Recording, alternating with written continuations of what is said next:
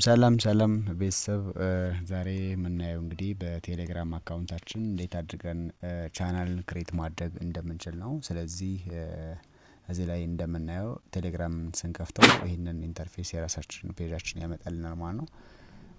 ከዚህ ላይ ክሬት ማድረግ በምንፈልገው አካውንት እዚህ ጋር በነፃ እስከ 3 አካውንት መጠቀም እንችላለን። ስለዚህ ከዚህ ላይ የምንጠቀመው በምንፈልገው ቴሌግራም አካውንታችን ክሊክ እናደርጋለን። ከዛ በኋላ እቺን ከላይ ላይ የምታዩትን ክሊክ እናደርጋለን።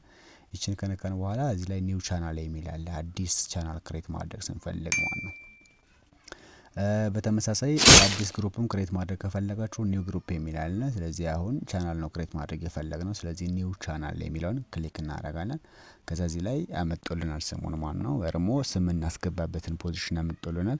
ሶ የቴሌግራም ቻናላችንን ጀስት ኤቢ ኮምፒውተር ቴክኖሎጂ የሚለውን ክሬት ማድረግ ብንፈልግ ጀስት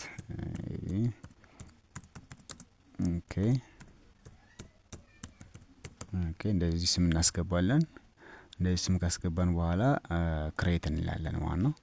ከታች ላይ ዲስክሪፕሽን መጻፍ እንችላለን። ከዚህ ላይ ዲስክሪፕሽን መጻፍ እንችላለን።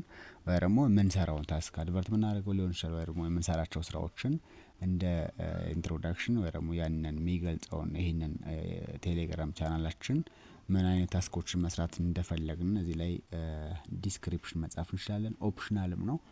ኦፕሽናል ሲል ምንም አስገባን በኋላ ክሬት የሚለውን እንነካለን ማለት ነው። እዚህ ላይ ያ ኖርማል እዚህ ጋር እንደምታዩት ቻናል ክሬት ማድረግ ይችላል ማለት ነው። የቢ ኮምፒውተር ቴክኖሎጂ የሚል እዚህ ላይ መጥቶልናል።